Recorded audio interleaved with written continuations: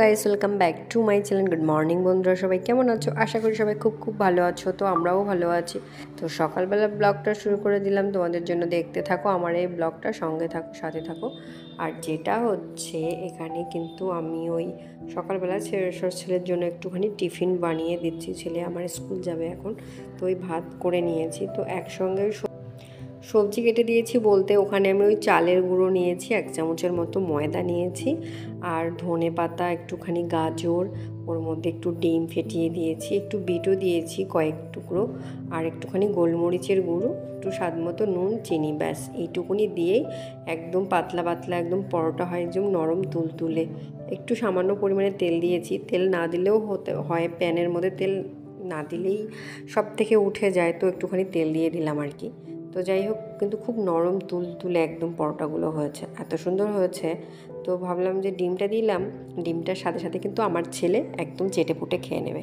আর ওর সঙ্গে একটু টমেটো কেচাপের প্যাকেটগুলো আছে, ওই দুটো একটু কেটে দিয়ে দেবো, ব্যাস। আর কয়েকটা আঙ্গুর ফল একটু দিয়ে দেবো, ও খেয়ে নেবে একদম। এখানে গঙ্গার মোরালা মাছ, রুই মাছ নিয়েছি আজকে ফার্স্ট, কারণ এরা এই বাড়িতে রুই মাছ খায় না। তো আমি আজকে জ্যান্ত রুই পেয়েছি, নিয়ে আসলাম, ওটা ঝোল রান্না করে আজকে রান্না করবো, আলু টমেটো দিয়ে ঝোল।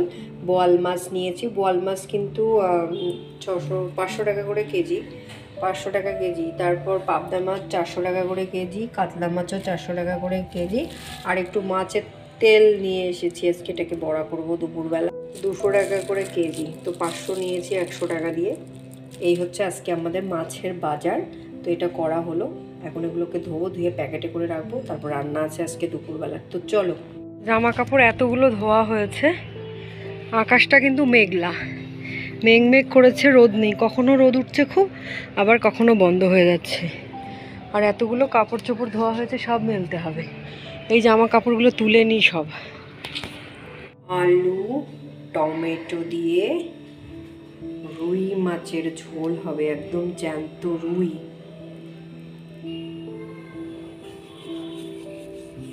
নুন দিলাম, হলুদ গুঁড়ো, বাবার জন্য চারাপোনাটা, কারণ বাবাকে এই চারাপোনাটা কালো জিরে ফোনের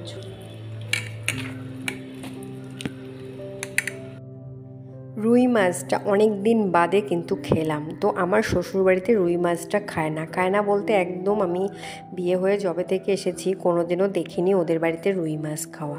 তো যাই হোক, জ্যান্ত রুই মাছগুলো দেখে আমার ভীষণ পছন্দ, যে না রুই মাছ একটা নিয়ে যাই 1 কেজির মতো।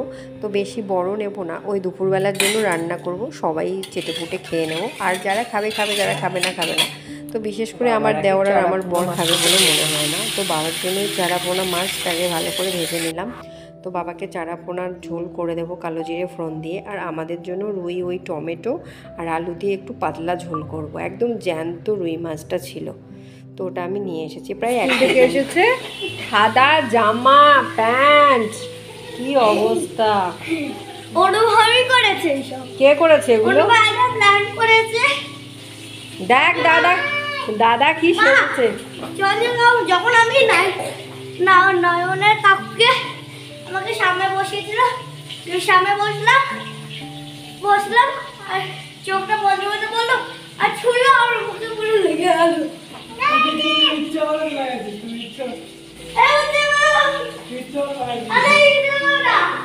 মামাকে কেমন মারে? মামা হয় না। খোলো ব্যাগ খোলো বাবু। একটা দৌড়াচ্ছে পিছনে পিছনে, ভাইকে নিয়ে। তো বস ভাইকে নিয়ে, জড়িয়ে নি ভাইকে, জড়িয়ে। আর ভাইকে দেখো ও কি কর, আয় এদিকে। ও তোমার হাতেও পড়েছে? আচ্ছা, দাদা লাগিয়ে দিয়েছে। আমরাও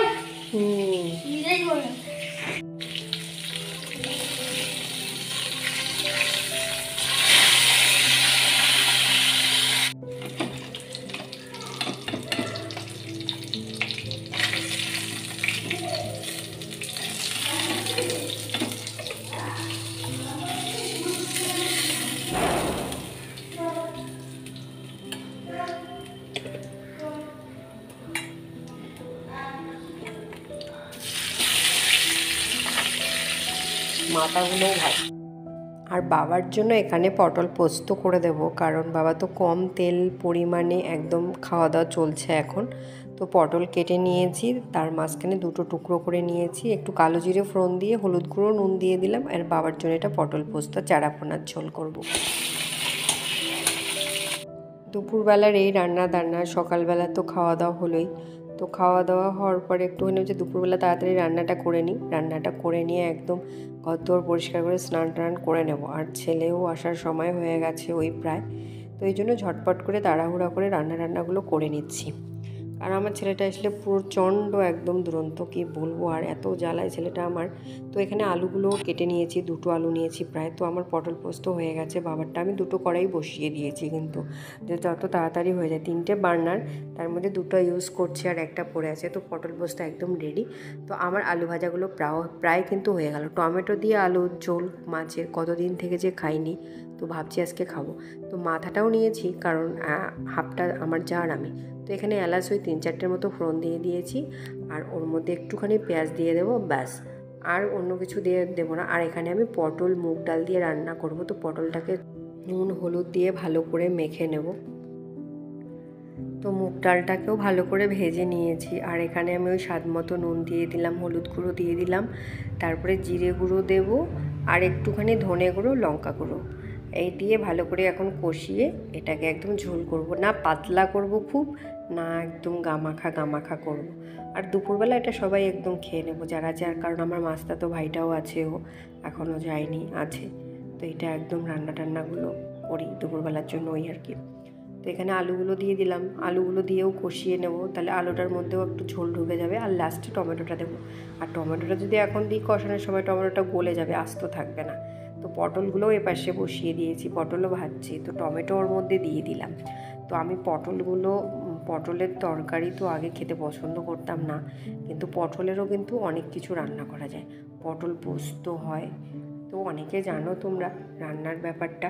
তো পটলের অনেক রকমের ভ্যারাইটিস রান্না হয়, কিন্তু এখন একটু খেতে ভালো লাগে।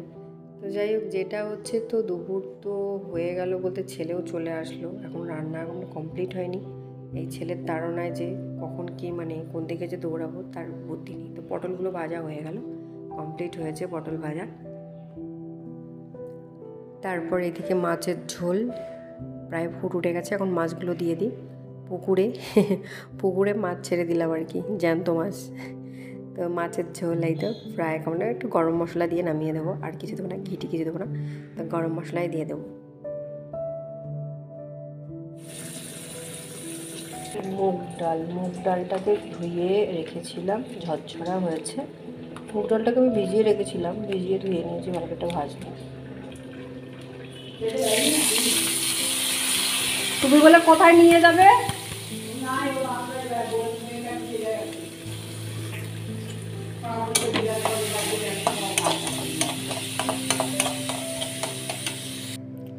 তো ওর মধ্যে আমি গোটা কয়েকটা লঙ্কাও দিয়ে দিলাম, কারণ বাচ্চাগুলো খাবে, ঝাল করব না।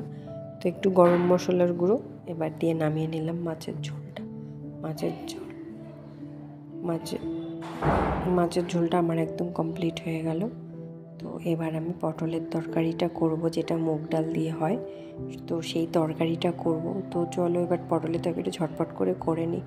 দুপুর তো প্রায় 1:30 মনে হয় বেজে গেল, খাওয়া দাওয়ার সময়ও হয়ে গেছে, দেরি হয়ে যায় রান্না করতে এই মাছগুলো আনলাম, ধুলাম, তারপরে তো রান্না। তো এখানে ওই তেল, একটু সর্ষের তেল দিয়ে দিলাম, আর ওর মধ্যে একটু গোটা জিরে দিয়ে দিয়েছি, গোটা জিরে ফোড়ন দিয়ে দিলাম। তার মধ্যে ওই এখন মশলাগুলো যেটা ভিজিয়ে রেখেছিলাম, জিরে গুঁড়ো, ধনে গুঁড়ো। মুগ ডালটা ভাজা হয়েছে, এটা এখন এর মধ্যে দিয়ে দেবো।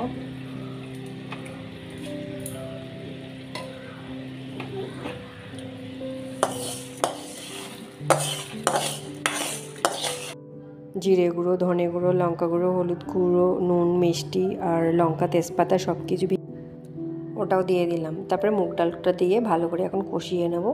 কষিয়ে এখন জল ঢেলে দেবো, তো তারপর ঢেকে দেবো। একটুখানি হালকা একটুখানি সেদ্ধ হবে, কারণ ভিজিয়ে রেখেছিলাম, নরম প্রায় খানিকটা হয়েছে। আর হালকা করে ভেজে নিতে হবে, কড়া করে ভেজেলে বেশ ভাজাটা মানে অন্যরকম হয়ে যাবে, মুগ ডাল ভাজাতে সিদ্ধ হবে না। তো জল দিয়ে একটু ঢেকে দিয়েছিলাম, প্রায় দেখলাম একটু নরম হয়েছে। টমেটো কুচি একটা দিয়ে দিলাম, আগে টমেটোটা দিইনি কারণ টকটক হলে অনেক সময় সেদ্ধ হয় না ডাল, তো সেই জন্য এটাকে পরেই দিয়ে দিয়েছি। তারপরে পটলগুলোকে দিয়ে দিলাম, ভাজা পটলগুলো ছিল, আবারও ভালো করে এটাকে নেড়ে চেড়ে নিয়েছি। আর ওর মধ্যে এখন একে একে ওই ঘি তো পড়বে, ঘি, গরম মশলা, ব্যাস অসাধারণ। কিন্তু এই রান্নাটা তোমরা খেয়ে দেখো, অনেকে খেয়েছো অনেকে খাওনি, কিন্তু আমরা এটা খেয়েছি, খুব ভালো লাগে খেতে। ওই স্বাদ মতো চিনি, একটুখানি মিষ্টি তো থাকবেই, বাঙালির রান্না, তার মধ্যে একটুখানি ঘি, গরম মশলা। এটা কিন্তু বাড়িতেই গরম মশলা করা আমার, ওই সব কিছু মশলা দিয়ে একদম করে নিয়েছি। আর নামিয়ে নিলাম গরম গরম একদম মুগ ডাল পটল, পটল মুগ ডাল, কেউ বলে পটল বাহার, যার যেটা ইচ্ছে। তো আমি বলি মুগ ডাল পটল, পটল মুগ ডাল, ব্যাস। তো রান্না রেডি, এবার চলো খাওয়া দাওয়া করি, খাওয়া দাওয়া করে যা হয় আর কি। দেখো বাংলাদেশি লোক এসে ইন্ডিয়াতে কেনাকাটা করছে, কি এনেছে দেখি, হবে না। পার্সেল হচ্ছে তো, কেন হবে না?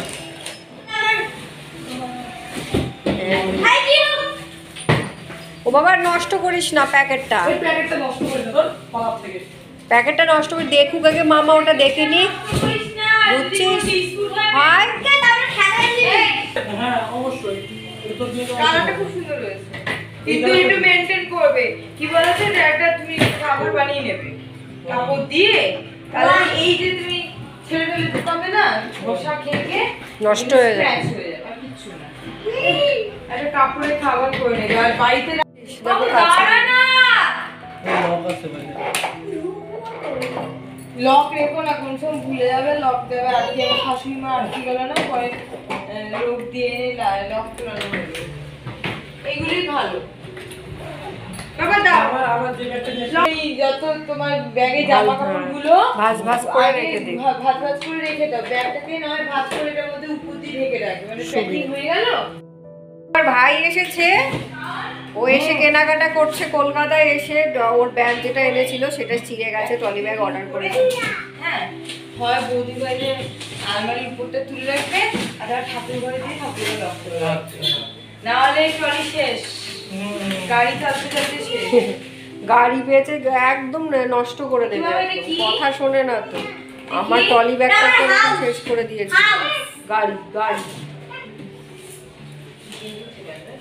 কাজকর্মগুলো করছিস আর বলে সারাদিন, তোর বাবা বলে যে কি করো তুমি সারাদিন, তুমি বাড়িতে সারাদিন কি করো? হ্যাঁ দেখো এগুলো কি করেছে, এখনই ট্রলি ব্যাগটা অর্ডার করলো, বুঝি ঢুকতে না ঢুকতেই দেখো প্যাকেটটার কি অবস্থা, দেখো কি করেছে।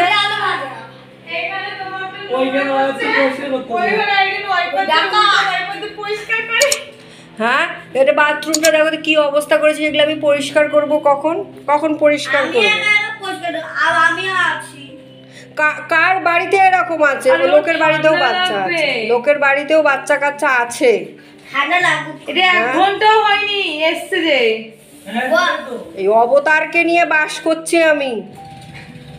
একে ভিতর থেকে ঢোকাও, এটাতে এমন ধাক্কা মারবে, ওটা এখানে রাখিস না, ওটার ব্যবস্থা করতে। হ্যাঁ এটার উপরে রেখে দিই। কি কই দেখো তো এগুলো কি করছে, তুই কি উঠবি না এখান থেকে? তুই উঠবি না? এটা শান্তিভাবে চান করার ট্যাঙ্কির জল তুই আজকেই তো শেষ করে দিবি। কার বাড়িতে আছে এরকম? এই জন্য তোকে আমি ঘরে রাখি না, কেন স্কুলে পাঠাই রোজ রোজ। কারো বাড়িতে এরকম নেই, কারো বাড়িতে নেই।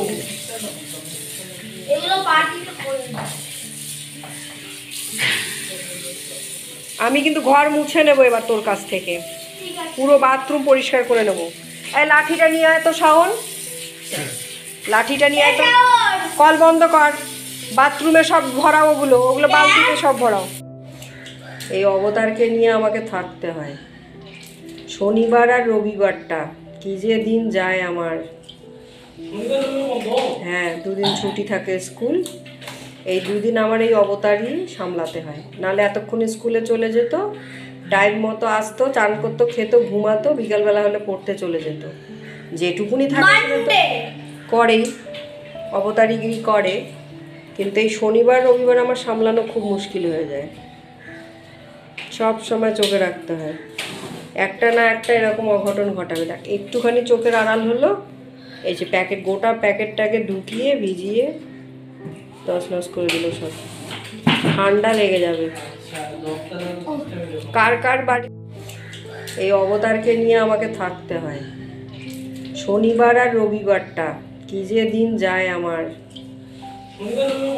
হ্যাঁ, দুদিন ছুটি থাকে স্কুল।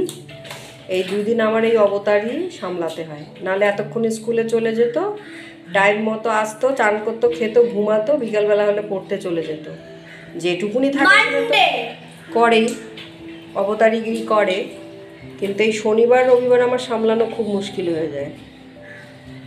সব সময় চোখে রাখতে হয়, একটা না একটা এরকম অঘটন ঘটাবে। দেখ একটুখানি চোখের আড়াল হলো, এই যে প্যাকেট, গোটা প্যাকেটটাকে ঢুকিয়ে ভিজিয়ে তছনছ করে দিল সব। ঠান্ডা লেগে যাবে। কার কার বাড়িতে এরকম অবতার আছে অবশ্যই কমেন্ট করে সবাই জানাবে। আর আমাদের বাড়ির অবতারগুলো তো স্মৃতি। সব তুলেছিস, এবার এটাকে পরিষ্কার করে দে। বালতিটা আমাকে দে, তোল ভালো করে, তোল ভালো করে।